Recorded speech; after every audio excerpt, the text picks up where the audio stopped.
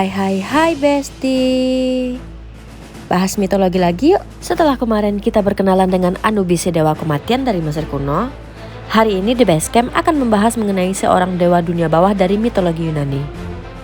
Udah pada tahu siapa kan? Yap, bener sekali. Hari ini kita akan membahas tentang dewa Hades, si penguasa dunia kematian yang dikenal jahat. Oh iya, sebelum kita lanjut, bagi Besti yang belum subscribe, bisa banget nih subscribe channel ini biar tahu info-info sejarah atau mitologi menarik lainnya. Oke, langsung aja kita cekidot.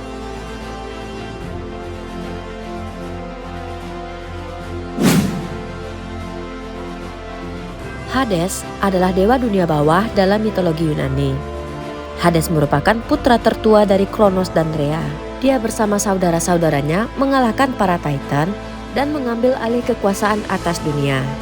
Zeus, Poseidon dan Hades melakukan undian untuk menentukan tempat kekuasaan, dan Hades mendapatkan dunia bawah. Karena hubungannya dengan dunia bawah, Hades dianggap sebagai dewa kematian, padahal bukan. Dalam mitologi Romawi, Hades disebut sebagai Pluto, Dispater, dan Orcus. Sedangkan dalam mitologi Etruska, Hades disamakan dengan Aita. Hades adalah penguasa orang mati dalam mitologi Yunani, tetapi dia tidak boleh dianggap sebagai iblis atau setan. Hades keras, suram, dan keputusannya final. Tetapi bukan berarti dia adalah orang jahat yang mencoba untuk memusuhi umat manusia. Dia sering digambarkan sebagai dewa yang memiliki janggut yang gelap dan berpakaian megah dengan memegang sebuah tongkat atau duisula. Dunia Hades adalah tempat tinggal roh orang mati yang digambarkan sangat suram dan berkabut, Besti. Dunia ini terbagi menjadi beberapa bagian, termasuk Elysium, Padang Apsodel, dan Tartaros. Tartaros merupakan tempat para Titan dikurung. Sedangkan Kepulauan Elysian merupakan kepulauan yang diberkahi, tempat tinggal bagi para pahlawan yang telah mati. Tempat ini dipimpin oleh Kronos. Serta ada 5 sungai yang mengalir di dunia bawah, yaitu Sungai Kesedihan, Sungai Ratapan, Sungai Api, Sungai Kelalaian, dan Sungai Kebencian yang membentuk batas antara dunia atas dan dunia bawah. Dari dunia orang hidup, dia tidak bisa mendengar apapun selain suara orang-orang yang memanggil namanya dan nama orang mati. Zeus, Poseidon, dan Hades juga setuju bahwa mereka dapat melakukan intervensi di bumi kapan saja mereka inginkan, tetapi dengan syarat bahwa mereka akan merahasiakan identitas mereka yang sebenarnya, karena Zeus ingin umat manusia menulis nasib mereka sendiri. Meski begitu, Hades jarang terlihat di bumi karena tangannya penuh dengan dunia bawah, di mana ia dijuluki sebagai penguasa tanpa ampun yang sering menjadi gila karena kurangnya disiplin moral. Dia dianggap keras kepala, tidak pernah berbuat baik, dan tidak dapat dibujuk dengan cara apapun. Hal ini memperburuk keadaan bagi penduduk dunia bawah yang kondisi kehidupannya sangat mengerikan.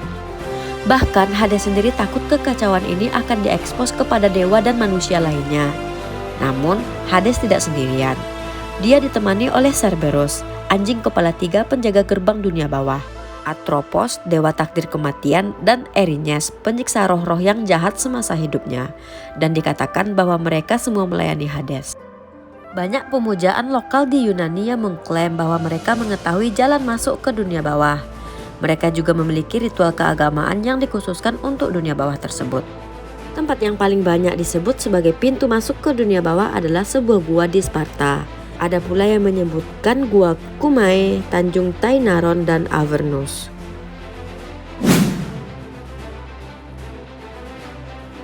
Hades adalah anak dari Titan Kronos dan Rhea.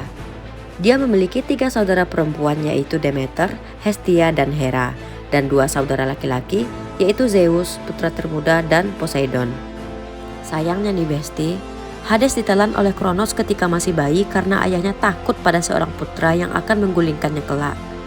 Hades dan Poseidon sama-sama dibesarkan di dalam perut Kronos, hingga sampai saat mereka dewasa, Zeus berhasil membuat ayahnya memuntahkan saudara-saudaranya dan kemudian melakukan perlawanan terhadap kekuasaan para Titan dan disebut sebagai Titanomakia. Bangsa Cyclops pun kemudian membuatkan senjata untuk para dewa. Zeus mendapat petir, Poseidon memperoleh Trisula, dan Hades mendapatkan helm kegelapan. Pada malam sebelum pertempuran, Hades memakai helmnya dan menyelinap ke perkemahan para Titan. Hades yang tidak terlihat kemudian menghancurkan senjata para Titan.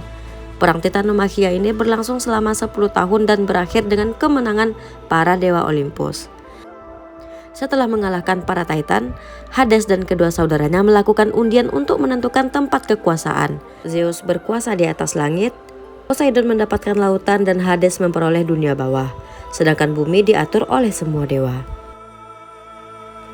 Meskipun Hades adalah salah satu dewa Olympus, dia lebih sering menghabiskan waktunya di kerajaannya, yaitu di alam kematian. Karena kepribadiannya yang gelap, Hades tidak disukai baik oleh manusia maupun dewa. Hades ditakuti karena dia melambangkan kematian yang pasti datang dan tak terhindarkan. Namun Hades adalah dewa yang memerintah dengan adil, walaupun dia kejam dan tanpa belas kasihan.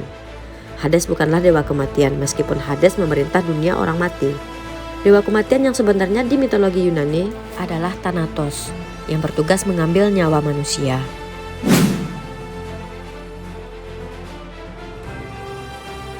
Menurut Hesiod, kisah yang paling terkenal dari Hades yaitu ketika dia menculik Ratu Persephone.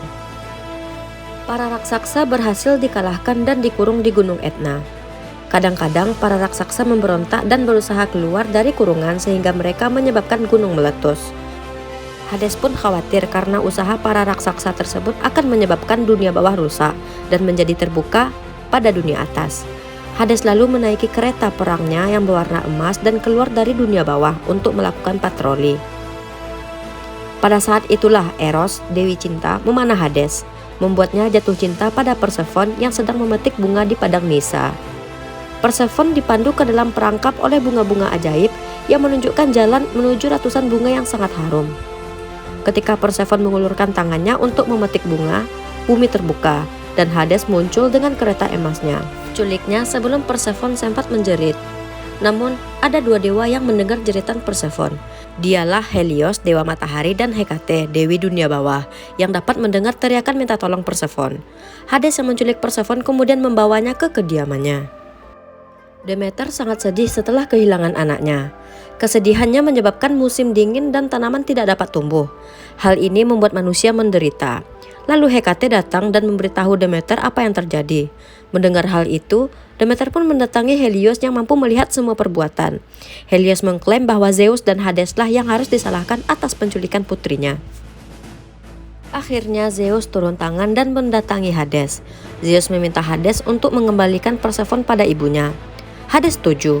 Namun sebelum membiarkan Persephone keluar, Hades telah terlebih dahulu memberinya buah delima yang dimakan oleh Persephone. Karena telah memakan buah tersebut, Persephone menjadi terikat pada Hades dan ingin kembali ke dunia bawah. Tetapi Demeter tidak ingin anaknya pergi lagi.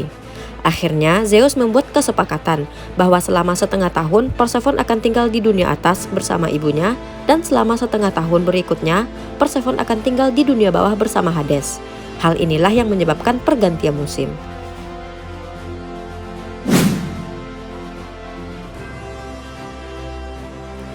Cerberus juga dikenal sebagai Hound of Hades atau anjing dunia bawah. Cerberus adalah anjing penjaga gerbang dunia bawah yang akan melahap siapapun yang mencoba kabur dari tempat tersebut. Terlepas dari penampilannya yang mengerikan dan posisinya di gerbang dunia bawah, Cerberus bukanlah makhluk iblis. Cerberus adalah anjing yang setia. Dia sangat mengabdi kepada tuannya, Hades, dan ketika Hades memutuskan untuk menjadikannya salah satu penjaga dunia bawah, dia juga mengabdikan dirinya pada tugasnya. Cerberus mematuhi dua aturan, yaitu mencegah jiwa-jiwa yang masih hidup memasuki dunia bawah dan jiwa-jiwa yang mati meninggalkan dunia bawah tersebut. Siapapun, hidup atau mati, yang mencoba untuk melanggar peraturan tersebut dan menyalip melewati Cerberus pasti akan hancur berkeping-keping. Hal yang perlu diingat adalah itu merupakan tugas yang diberikan tuannya kepada dirinya, bukan pembantaian acak terhadap korban yang tidak bersalah. Meskipun Cerberus menghabiskan sebagian besar hidupnya dalam perawatan Hades, dia sebenarnya merupakan anak dari Typhon dan Echidna. Typhon adalah monster yang paling mematikan dalam mitologi Yunani, seekor naga besar dengan 100 kepala, dan bahkan lebih banyak sayap. Echidna adalah makhluk setengah wanita, setengah ular yang dikenal sebagai ibu dari semua monster. Dia tinggal di sebuah gua di mana dia hanya dikunjungi oleh Typhon. Ketika Cerberus baru dilahirkan, Zeus melihat potensi khusus dari anjing itu. Dia mengambil anak anjing itu dan memberikannya kepada Hades untuk dibesarkan sebagai penjaga dunia bawah.